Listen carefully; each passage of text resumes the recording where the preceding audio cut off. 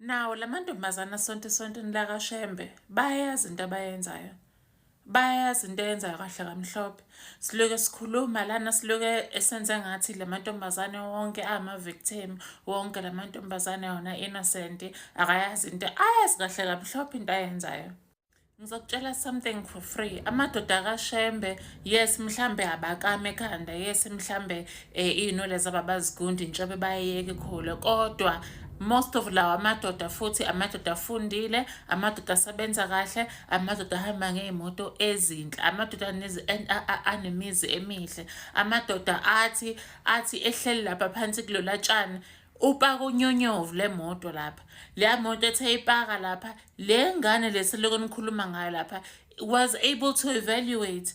Was able to evaluate ukuthi oh ubaba usibani bani, uyi-accountant, udrive uMercedes, uhlala eMhlanga.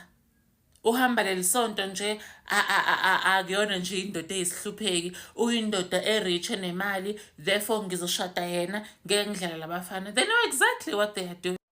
Kanti-ke futhi abantu bakaShembe suke sibathuka uma sithi kushuthi nje ingathi ingane izihlalele phansi minding her own business, avele adicide wodwa amadoda ukuthi wena uzoshada lo sesiyabathuka manje sibabiza ngenhlamba.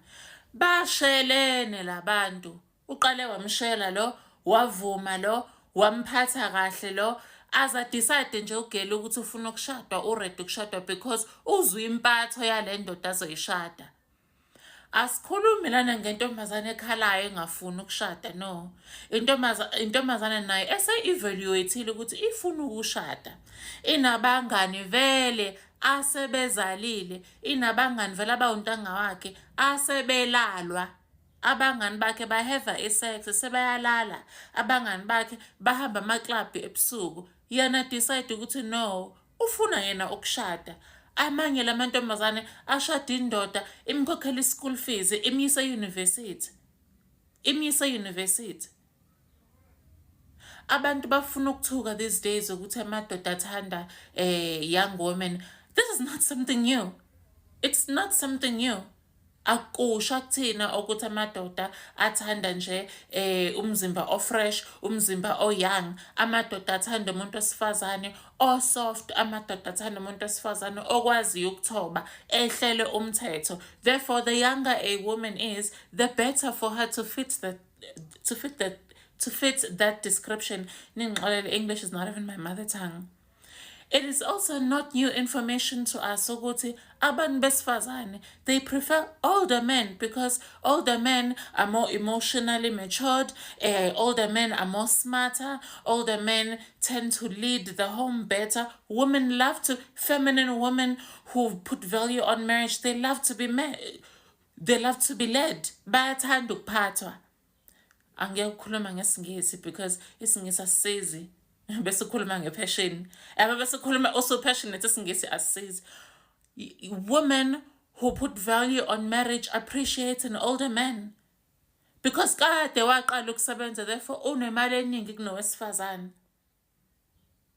So zibuza wena, would you rather ingane yakho ishade an older man ingene emshadweni iyohlala emzini wakhe abe umama walowo muzi, aqale umuzi azale le ndoda iy'ngane, abe unkosikazi, abe namafa besifa le ndoda, noma ufuna ingane yakho ena-21 idlala labanye abafana abana-21 abafana bangekho ready for umshado, abafana bengabakwazi ukuyinakekela kwale ntombazane, umfana azofika imithi singane yakho aphinde ayiphike.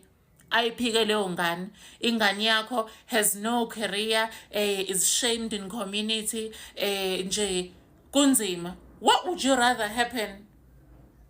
Ihambe ingane yakho yolalwa amadoda engashadwa.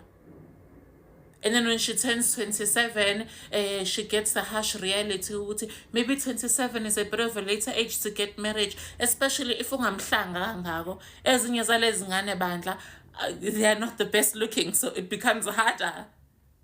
Oh, would you just rather she gets married early on? Because also, sikhuluma ngathi la madoda are abusive. Sikhuluma ngathi la madoda nje would not allow these women to be educated. Sikhuluma ngokuthi, is this something new to us guys? Ukuthi amadoda amadala prefer younger women and that younger women prefer older men.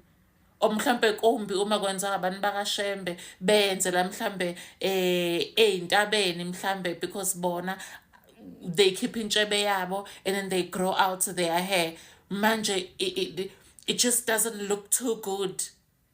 But then if a billionaire who's 52 years old ogqoke isudu otrimile would marry a 22-year-old model, sonke sothi, well, we are not shocked.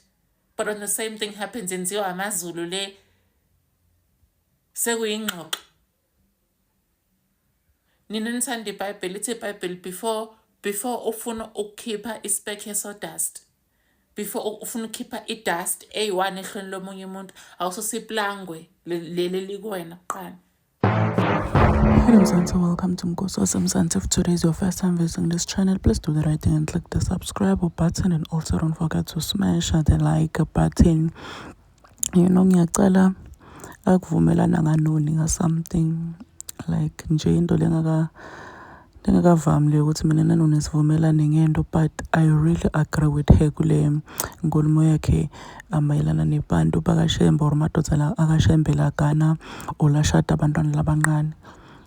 And I don't know where people got the information yokuthi hey labantwana bathengisa batali mtali uthi makeve inhlupheka athi shada likhehla lakazibani. Who told you guys ukuthi kwende kanjalo?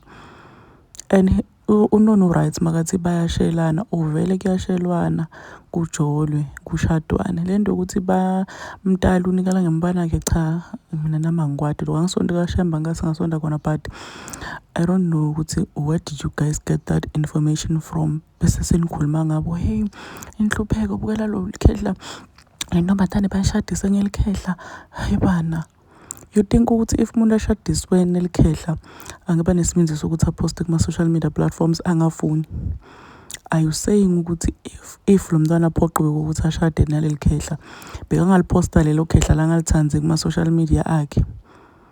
Uyompostela nomuntu ongamthanzile abakufostelile ukuthi ushade naye. And unono rights laba madoda lawo guys anemali, probably labantwana bavele babone ukuthi oh imali nenhlupheko mina ngakhetha imali, uyabo. So lento yokuthi kuthiwa yafostelwa hey baba fostela hey mntala umthengisile hey guys intoboshwa yathi intoboshwa. And labantu batani la ongathi uyabuka nje ungathi uyahlala phansi uyayibukisisa kahle lento le bena kahle oh bakhetha imali over everything.